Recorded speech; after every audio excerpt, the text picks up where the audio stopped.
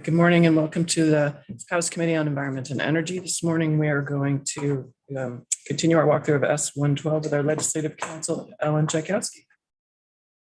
Good morning, Ellen Tchaikovsky. So yesterday I started the walkthrough of S-112 and I believe I left off on page 7 as passed by the Senate version.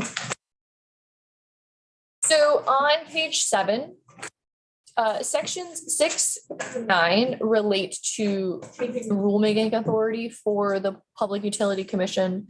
I think you heard about this yesterday. So the Public Utility Commission has a number of rules that they issue on their various programs.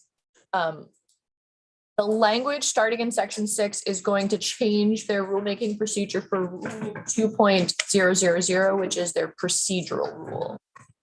So it's the basic rule. It's not any of the other specific programmatic rules like the net metering rule. It's just for the procedure on how someone participates at the Public Utility Commission and during their processes.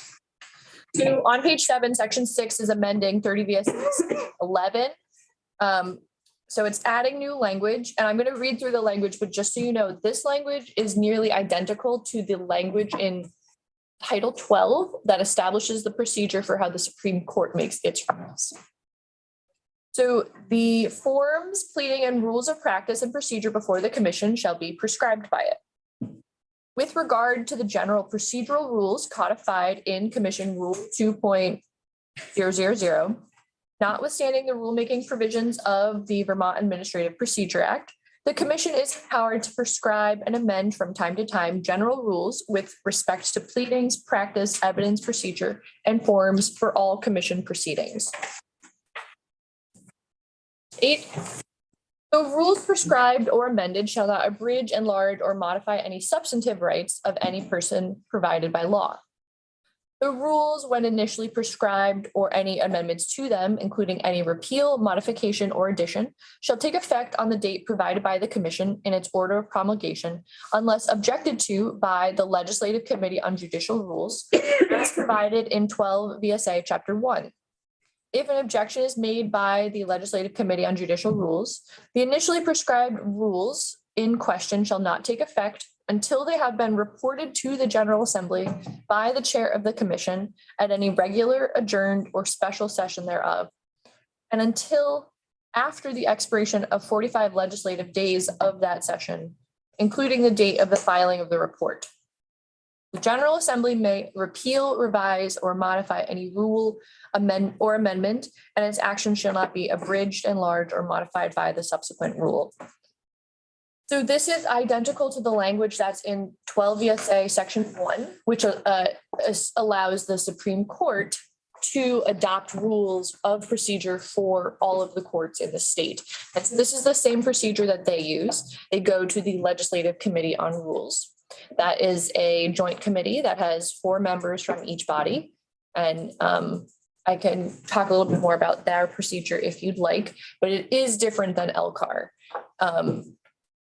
And so one of the big differences is what happens if the committee objects, and it's described on this page. And so if the committee reviews the rule and objects, the objection is then brought to the whole General Assembly.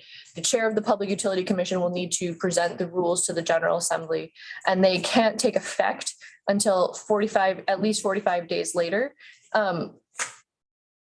And that is because it sort of gives the legislature time to respond, potentially to make any amendments in statute if they would like. So it is a different procedure than what happens currently with LCAR, but it is a rulemaking procedure that is well established and currently being used for court rules. So the Supreme Court brings them back to the General Assembly. Yes. And so I did look into this a little bit because I was not familiar with this committee. They only meet when necessary. And so they did meet about 2 weeks ago. Because they only meet when the court brings forward a change to the rules. Representative Bonner. So just to be clear about this, so they actually have to, would I be right if I said there have to be 45 days of that session, so they have to be early enough in the session. They can't bring the rule on the last week and say, well, we brought it to you, and then the session, then we're adjourned and nothing. I think the way this reads would be that there has to be that much time in the session before the rule could take effect. Would that be true? I'm looking, by the way, at line 11 on page 8. I don't know. Okay. Okay. So Eric Fitzpatrick in our office staffs that committee. They operate very differently than LCAR. They don't have like a procedural guide. So I went looking for some answers, but there isn't that much. And so if you'd like to hear more about the process of that committee, you could hear from them. So I don't know. Can you check in with Eric? See, About that. that would be helpful. So I will just say they had a meeting 2 weeks ago because rules had been brought forward. So I don't think so. The Legislative Committee on Judicial Rules met. Yeah. But that doesn't mean that they brought, isn't this referring to, they have to bring it to us with 45 days? Oh, if there's an objection. They have been reported till the expiration.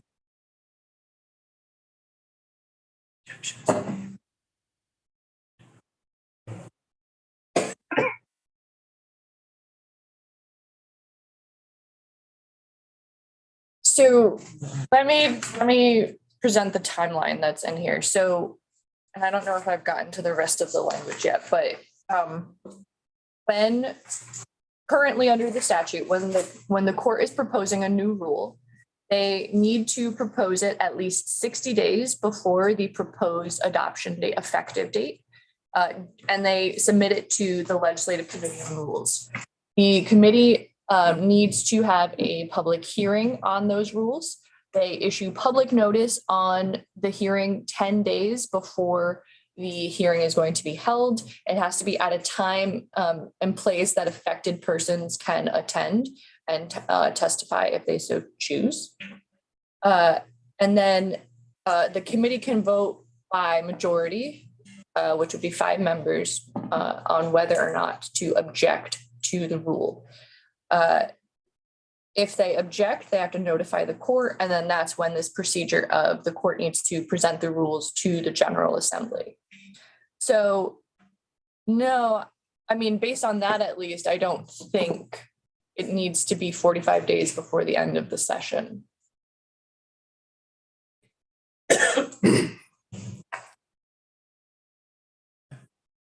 Yeah.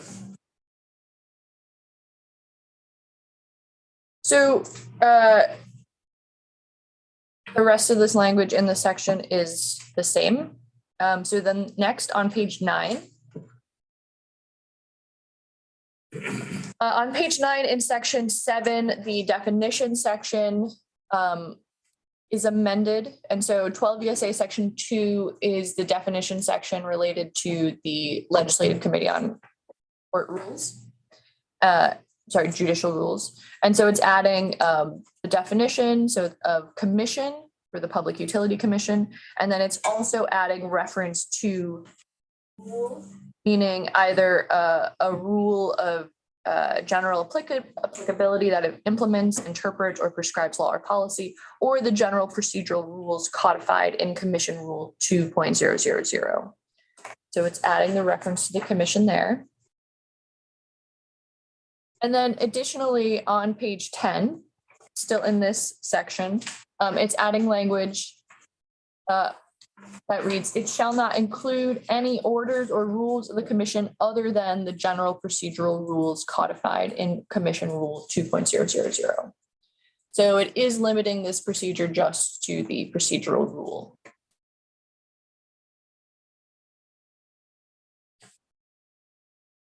Next, in section 8, it's adding references to the commission, to the section on the Legislative Committee on Judicial Rules. So in addition to its powers under section 4 of this title concerning rules, the committee may in a similar manner conduct public hearings, object and notify the court or commission of objections concerning existing rules. A rule reviewed under this section shall remain in effect until amended or repealed.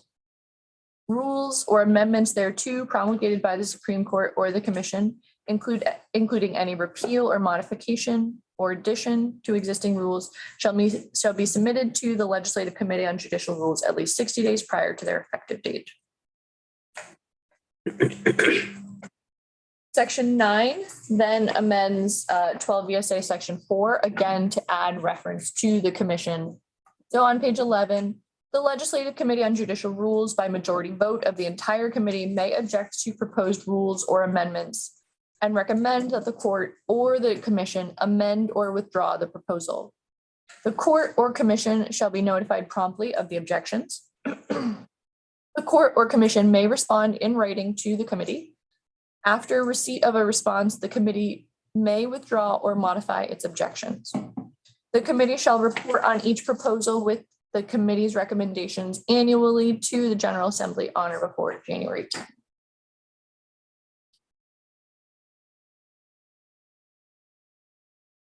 And then finally, section 10 is a slightly different topic.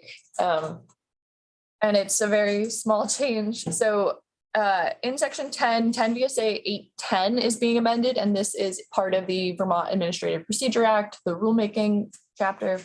And so you will see that there is a change on line 18.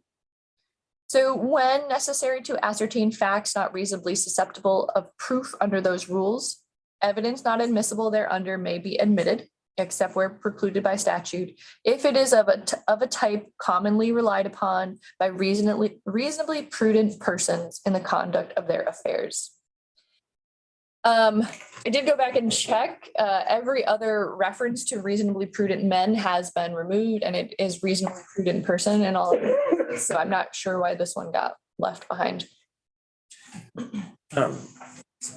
Which also in this bill, there's two different public notice periods. One's 12 days and one's 10 days. And in sections of A&R statute, we've been very much trying to line up public notice processes. So how familiar are you with, I mean, these two differences and then others out there in Title 30? I'm not.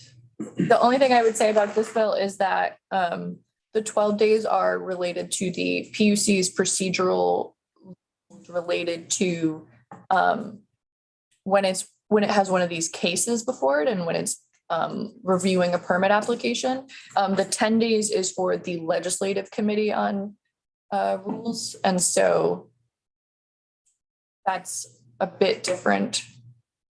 Well, and actually, can we revisit those two places? Because are they calendar days? Or are they, what does it say? What kind of days they are? So on page 6. Just says at least 12 days, yeah. Yeah. And then the next reference was something we just walked through. Yep.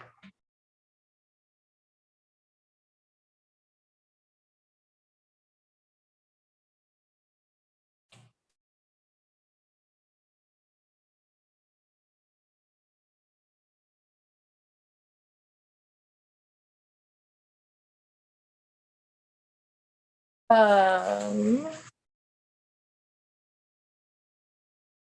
wait, it's probably not in here. It might be in the statute, not being amended. Oh, I thought you read it to us though. Well, so I was reading through the rest. So 12 VSA chapter 1 is sections 1 through 5.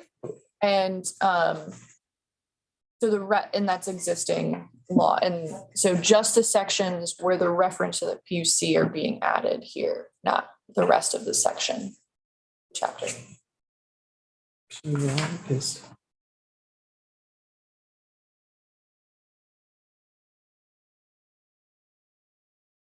So I mentioned section 1 of Title 12 is not in this bill, but the language from it is in the PUC. It's being added to the PUC's chapter. Yeah. Members have questions on this?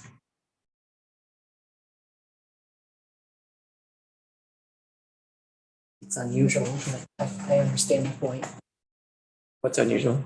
Just sort of not necessarily going through the LR process. So it's just slightly different from how we normally do things, but I do understand the reason and the rationale and the support for it.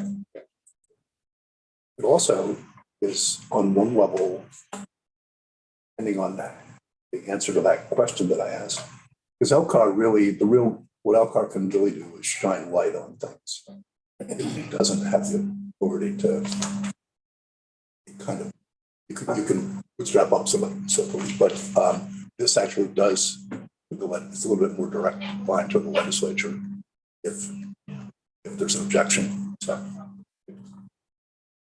I think I'm fine with it. How often is there an objection? And also the fact that it's all on their website. I mean, the fact that it's based off of yesterday's testimony, presumably relatively clear for one person to be able to understand how to raise their voice in objection if they have concerns. Makes me feel more transparent and accessible. Bless you. All right. All right, members, this afternoon, we're going to be hearing a proposal for a renewable energy standards study. That is, if we take it up, will be potentially added to this bill. So we're going to hold on further action on this right now. So we're going to move on to S-137.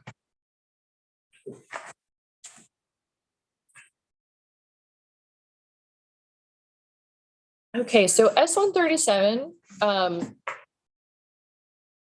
is an act relating to energy efficiency modernization, which is not really a helpful title, but it is extending an existing pilot program for an additional 3 years. So it was a pilot that was established in 2020. And I will read through the language, but what it's doing is empowering the energy efficiency utilities, which primarily here are Efficiency Vermont and Burlington Electric Department, to use a portion of the efficiency charge on thermal and transportation efficiency. Because currently under the statute, the energy efficiency charge is only supposed to be used on electric efficiency measures and programs. And so under this program, up to $2 million of those funds each year may be spent on thermal and transportation efficiency programs. And so on page 1, section 1 is amending that pilot program, which is a session law provision from 2020 Act number 151. And so on page 1, it's extending the date 3 additional years. So the electric resource acquisition budget for an entity appointed to provide electric energy efficiency and conservation programs and measures pursuant to 30 VSA section 209D2A for the calendar years 2021 to 2026 shall be determined pursuant to 30 VSA section 209D3B.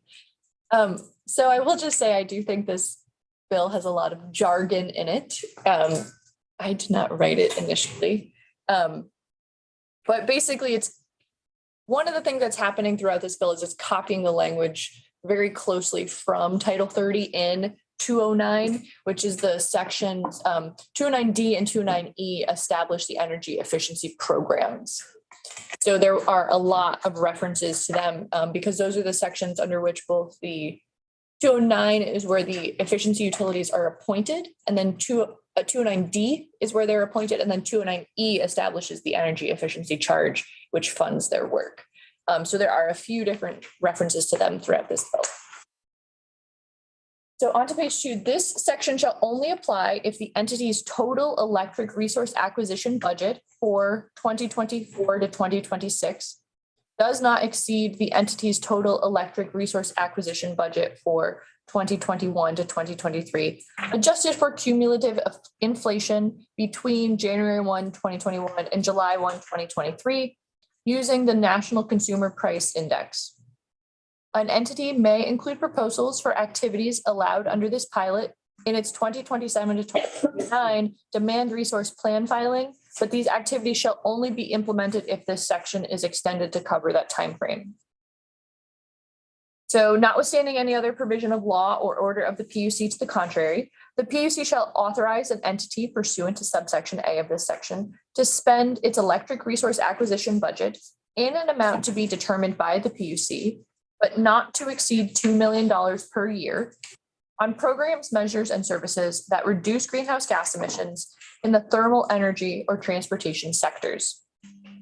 Programs, measures, and services authorized pursuant to subsection A of this section shall reduce greenhouse gas emissions in the thermal, energy, or transportation sectors, or both, have a nexus with electricity usage, be additive and complementary to, and shall not replace or be in competition with electric utility transformation projects pursuant to Tier 3 and existing thermal efficiency programs operated by an entity appointed under 209(b)(2)(a), such that they result in the largest possible greenhouse gas emissions reductions in a cost-effective manner.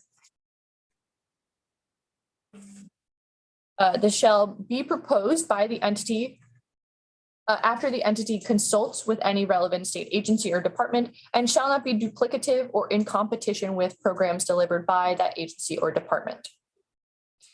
They shall be delivered on a statewide basis. However, it shall not preclude the delivery of services specific to a retail electricity provider. Should such services be offered, all distribution utilities and Vermont Public Power Supply Authority shall be provided the opportunity to participate, and those services shall be designed and coordinated in partnership with each of them. For programs and services that are not offered on a statewide basis, the proportion of utility-specific program funds used for services to any distribution utility shall be no less than the proportionate share of the energy efficiency charge, which in the case of Vermont Public Power Supply Authority is the amount collected across their combined member utility territories during the period this section remains in effect. So we're talking about Efficiency Vermont and Burlington Electric, and this pilot program is allowing them to spend funds on transportation and thermal programs. And there's a requirement that these new pilot programs be delivered on a statewide basis.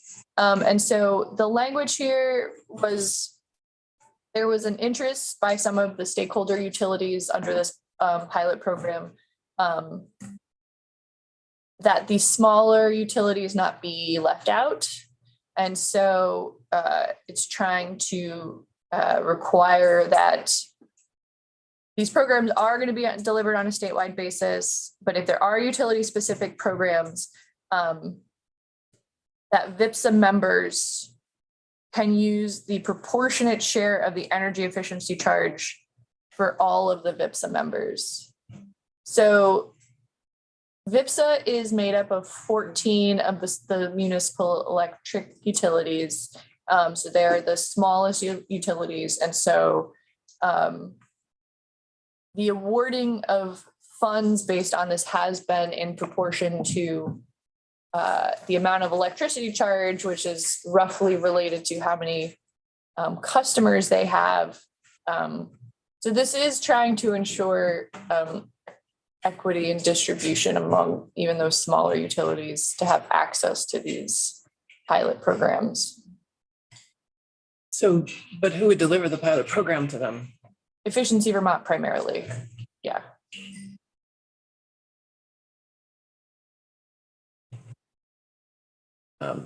Can you explain, I can't find the language right now, but the links to the consumer price index, I think it was, hey, where's that? So So we've experienced inflation in the last couple of years. The Just remind me where it is in the bill. oh, it's on page 2. Thanks. Yeah. It's on page.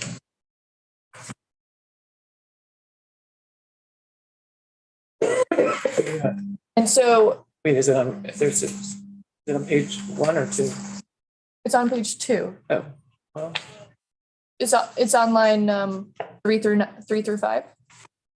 So it's talking about here how they're setting the budget for this, and I am not able to follow because we're actually looking at we're looking at different versions. I have okay, We have as passed by that, so I'm having a hard time following you, but okay. it's on our page 1. It's on our page. So we have as passed by the Senate, it says at the top, S 137. Anyway, that's funny, right?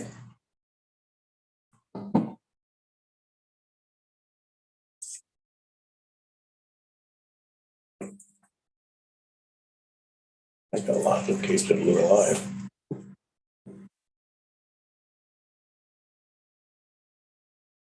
Okay. So is it on your line 15? Yes. Yes. Okay. It is. Okay, so I'll use the version online. So did I lose you anywhere else? Yeah, I was having a very hard time following you, but I don't know if others were.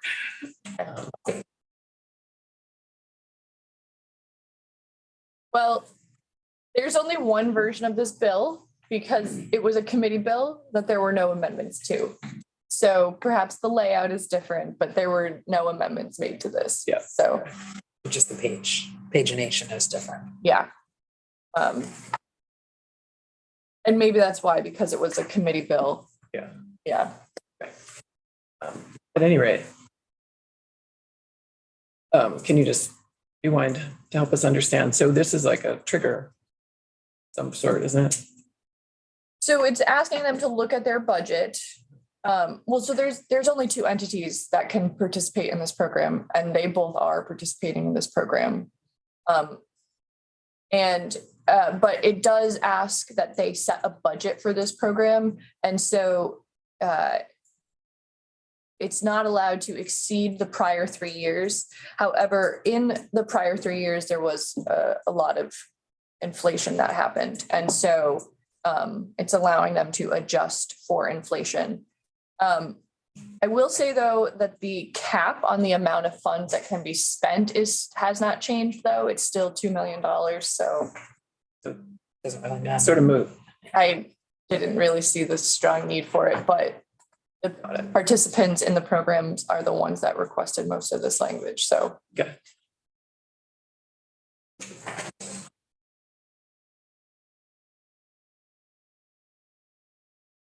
So I had gotten to page 3, which was the language about VIPSA.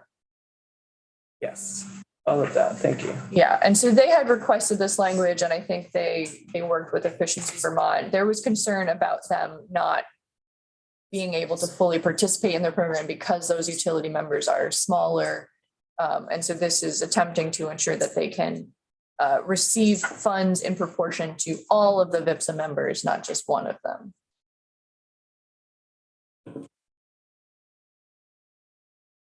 So on page 3, subsection C, an entity that is approved to provide a program, measure, or service pursuant to this section shall provide the program, measure, or service in cooperation with a retail electricity provider.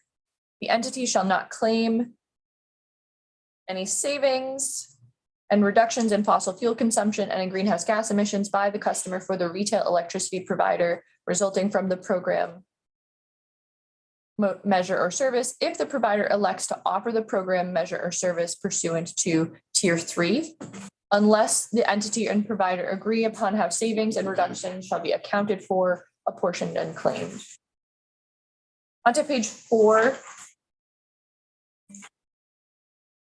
The PUC shall develop standards and methods to appropriately measure the effectiveness of the programs, measures, and services in relation to the entity's demand resource plan proceeding. Any funds spent in programs, measures, and services pursuant to this section shall not be counted towards the calculation of funds used by a retail electricity provider for energy transformation projects pursuant to Tier 3 and the calculation of project costs pursuant to Tier 3. On or before April 30th, 2021, and every April 30th for 6 years thereafter, the PUC shall submit a written report to the House Committee on Environment and Energy and the Senate Committees on Natural Resources and Energy and on Finance concerning any programs, measures, and services approved pursuant to this section. And then there's new language in F. Thermal energy and process fuel efficiency funding. So notwithstanding 30 VSA section 209E, a retail electricity provider that is also an entity appointed under 209D2A. So a retail electricity provider that is also an energy efficiency utility, which would be Burlington Electric, may, during the years of 2024 to 2026, use monies subject to 209E to deliver thermal and transportation measures or programs that reduce fossil fuel use regardless of the pre-existing fuel source of the customer, including measures or programs permissible under this pilot program, with special emphasis on measures or programs that take a new or innovative approach to reducing fossil fuel use, including modifying or supplementing existing vehicle incentive programs and electric vehicle supply equipment grant programs to incentivize high consumption fuel users, especially those using more than 1,000 gallons of gasoline or diesel annually, and those with low and moderate income to transition to the use of battery electric vehicles. So, so 209E is a section that establishes that currently under the statute, the electric energy efficiency charge that's on your electric bill is supposed to only be used on electric efficiency measures. This pilot program has already taken the step further of saying, okay, under this pilot, you can spend it on transportation and thermal programs. Also, under the existing statute, 209E says that thermal energy and process efficiency can, that funding comes from the ISO New England funding, so the forward capacity market funding that we get, as well as the RGGI funds. And so that's a dedicated pot of money that can only be spent on thermal efficiencies. And so Burlington Electric had an interest in using these funds also on transportation measures. And so that's what this is for. Their source of funding was constrained under the prior language so that they couldn't use it specifically for transportation. So why Burlington Electric was constrained, but Efficiency Vermont wasn't? No. Why? Something about the statute. I'd have to go back and look. I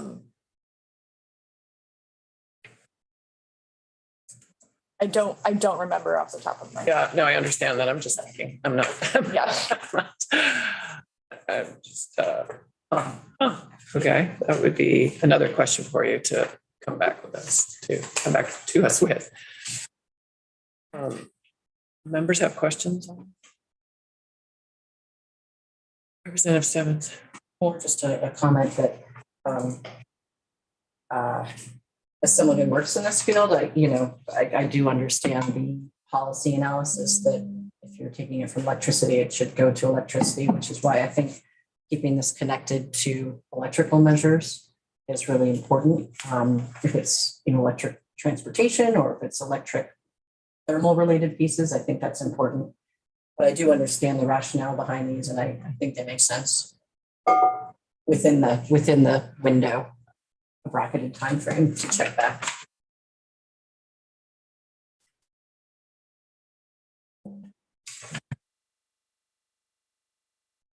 So on page 5, Section 2 amends the repeal date so that the pilot program isn't repealed until April 30th, 2027.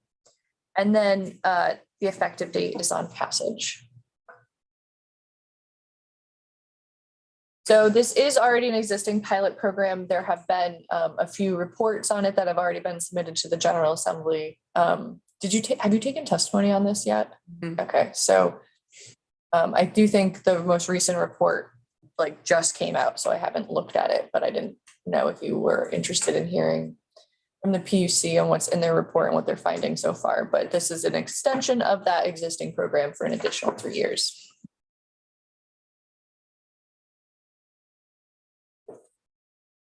Representative Stebbins. Silly question, but the report would be on our website. Yeah, I think it would be on the reports page unless it was submitted directly to your committee.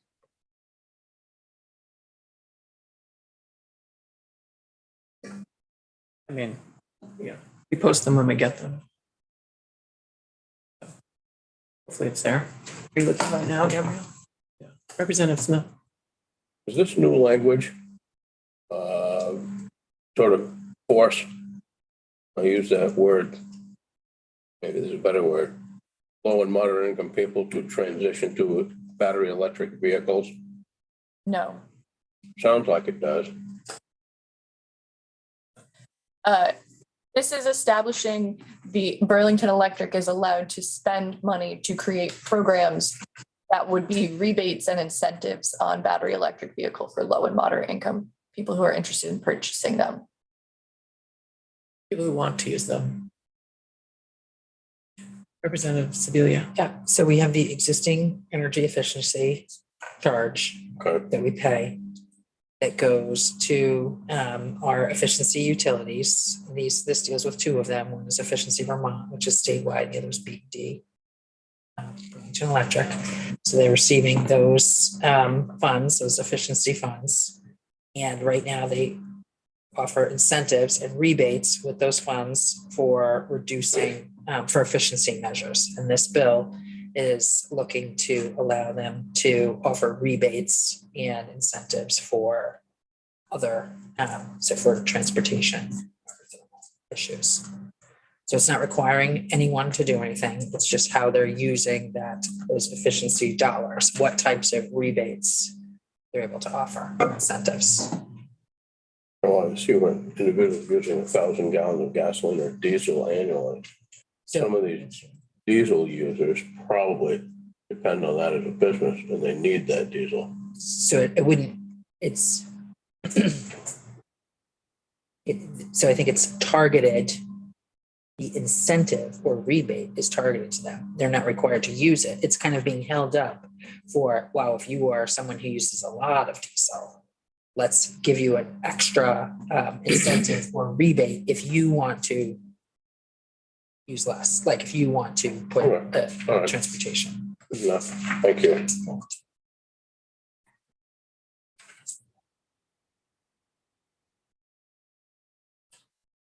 Representative Sibilia. And I would just say, I mean, this is similar to what we might expect with this. But there's rebates. Any questions for our legislative council? Great. Ellen, do you have the GMP amendment updates ready? I do. I haven't sent, I don't have it on me. Okay. Send it to anyone. Okay, we can, I think, take that up this afternoon then.